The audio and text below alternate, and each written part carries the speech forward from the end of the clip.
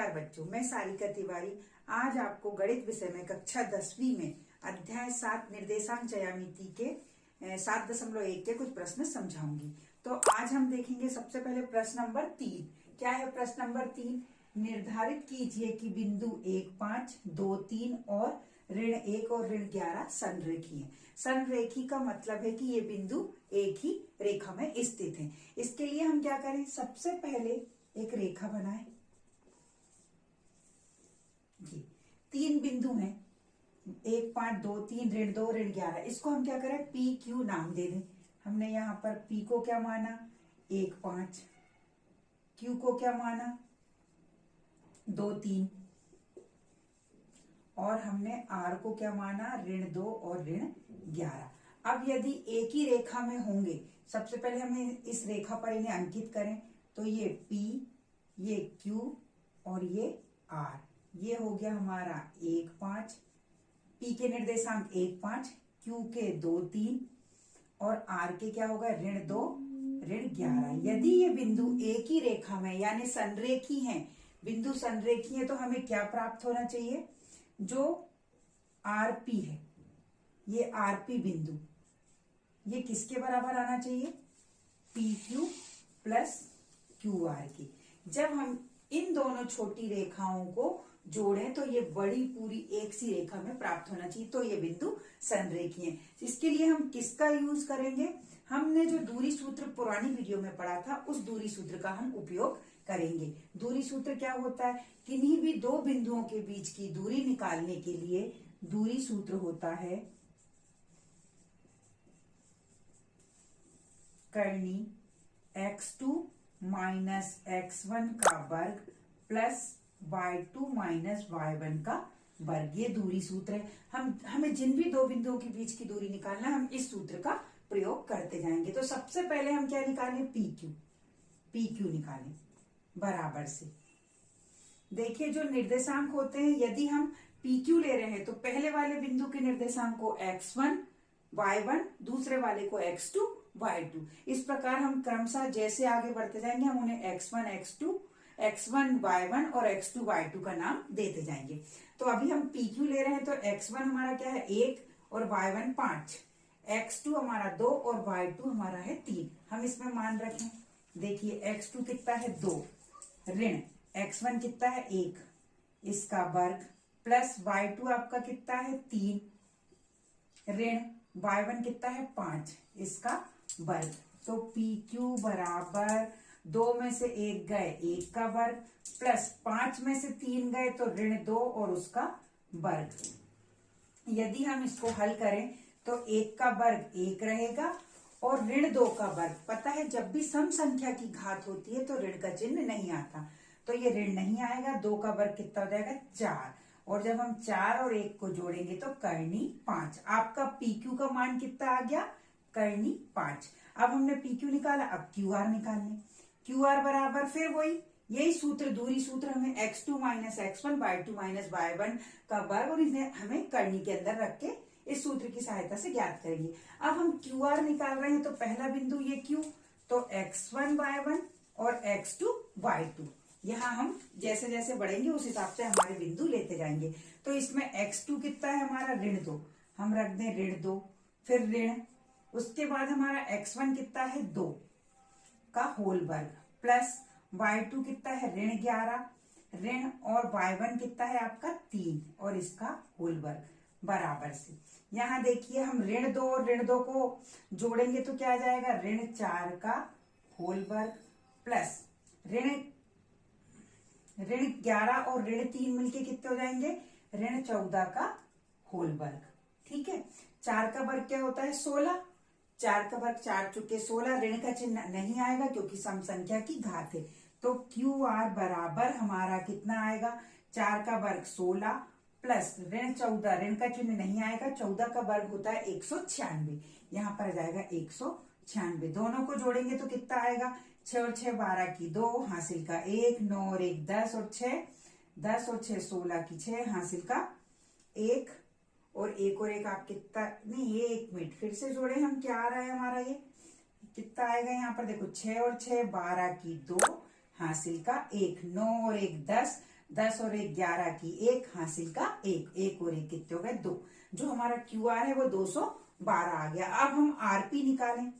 RP बराबर से सूत्र हमारा यही चलेगा, x2 माइनस x1 का होल वर्ग प्लस y2 माइनस y1 का होल वर्ग, और इसकी हमें करनी लेना है। तो x2, अब देखिए आर बिंदु पहले x1 y1 x2 y2, x2 हमारा 1 ऋण और आपका x1 कितना है ऋण 2, तो हम ये ऋण 2 और इसका वर्ग प्लस, अब आपका y1 कितना है y1 ऋण 11 और ये है क्या 5, तो हम x2 हमारा y2 हमारा 5 है, 5 ऋण 11 और इसका वर्ग। इसको हम सॉल्व करें तो क्या आएगा, देखो ऋण और ऋण धन हो जाएंगे, 2 और 1 3 का वर्ग, ये 3 का वर्ग हो गया, प्लस ऋण और ऋण फिर यहाँ ये हमारा कितना था 11, ये 11, ठीक। ऋण और ऋण फिर धन हो जाएंगे, तो 11 और 5 16, क्या जाएगा हमारा 16 का वर्ग, ठीक। तो आरपी बराबर से 3 का वर्ग 9 होता है, 16 का वर्ग होता है आपका, 16 में 16 का गुणा करते हैं 256, इनको जोड़ेंगे आप तो 9 को आप 256 में जोड़ेंगे तो 265 जाएगा, ठीक। अब यदि हमारे बिंदु संरेखी हैं, है ना, हमने लिखा था संरेखी बिंदु होने के लिए आरपी बराबर P Q plus Q R होना चाहिए।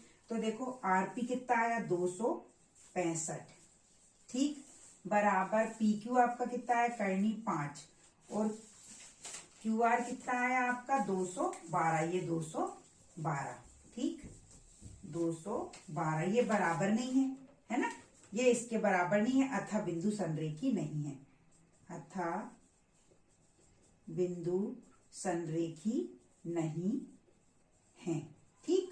ये हमने कर लिया दूरी सूत्र के द्वारा, इसके बहुत से प्रश्नों को हम हल करेंगे। अब हम प्रश्न नंबर 4 देखें, बिल्कुल सेम इसी के जैसा हमें करना है।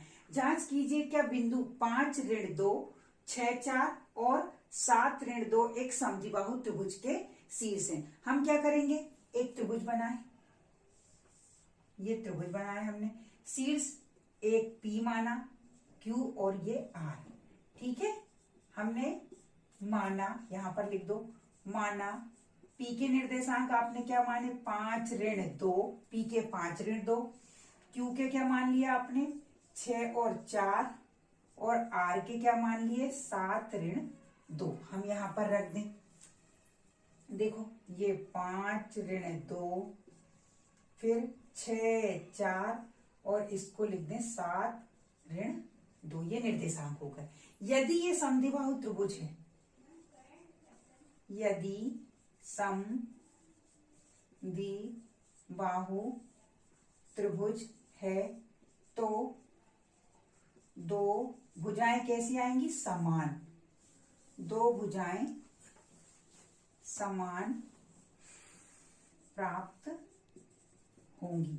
भुजाएं ज्ञात करने के लिए हम दूरी सूत्र का प्रयोग करेंगे, भुजाएं ज्ञात करने के लिए हम दूरी सूत्र का प्रयोग करेंगे। हम पी क्यू निकाल लें, क्यू आर निकाल लें और पी आर निकाल लें, ठीक। यदि कोई सी भी दो भुजाएं बराबर आ जाएंगी तो हमारा त्रिभुज समद्विबाहु त्रिभुज है। सबसे पहले हम दूरी सूत्र लिख दें, दूरी सूत्र अब तो आपको अच्छे से याद हो गया होगा, क्या है दूरी सूत्र, करनी x2 माइनस x1 का होल वर्ग प्लस y2 माइनस y1 का होल वर्ग। अब हम प्रत्येक त्रिभुज की भुजा जो हमने त्रिभुज निर्मित कर दिया है, इसकी जो भुजा हम ज्ञात करेंगे वो दूरी सूत्र के द्वारा ज्ञात करेंगे। हम पी क्यू का मान ज्ञात करें, पी क्यू, तो इसमें हम पहले वाले बिंदु के निर्देशांक को x1 y1, दूसरे वाले बिंदु के निर्देशांक को x2 y2 मानेंगे, ठीक। तो x2 हमारा क्या हो गया पी क्यू के लिए, ये p से q, x2 हमारा 6 ऋण 5,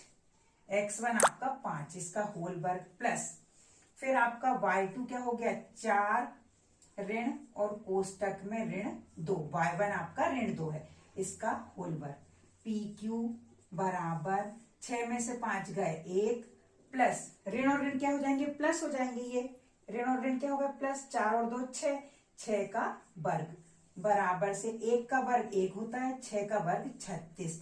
तो PQ का मान आपका आ गया करनी 37, ये PQ प्राप्त हो गया। अब इसी प्रकार हम क्या निकालें, QR निकालें। हमें हर बार ये भुजा निकालने के लिए हम दूरी सूत्र का प्रयोग करेंगे। और जैसे हम आगे बढ़ते जाएंगे, यदि हम क्यू आर ले रहे हैं तो पहले वाले बिंदु को x1 y1 और दूसरे वाले को x2 y2 लेंगे। इस दूरी सूत्र में मान रखें हम दूरी सूत्र का उपयोग कर हर भुजा की माप को निकालेंगे। हम क्यू आर निकाल रहे हैं तो हमने क्या करा, देखिए क्यू आर निकालने के लिए हमने क्या किया, देखो जो हमारा पहला बिंदु है उसको हम x1 y1, दूसरे बिंदु को x2 y2 मानेंगे। तो हमारा ये पहले बिंदु में x1 आपका 6 और y1 4, दूसरे बिंदु में x2 आपका 7 और y2 ऋण 2 है। हम इसमें मान रखें इस दूरी सूत्र में x2 7 ऋण 6 का होल वर्ग प्लस फिर आपका y2 कितना है ऋण 2 ऋण और ये 4 का होल वर्ग। क्यू आर बराबर से 7 में से 6 गए 1 का वर्ग प्लस ऋण और ऋण क्या हो जाएंगे प्लस, तो ये ऋण 6 का वर्ग आ जाएगा, ऋण 6 का होल वर्ग बराबर से इसको हम हल करें आगे तो 1 का वर्ग 1 होता है और 6 का वर्ग क्या हो गया 36। क्योंकि सम संख्या है इसलिए ऋण का चिन्ह नहीं आएगा।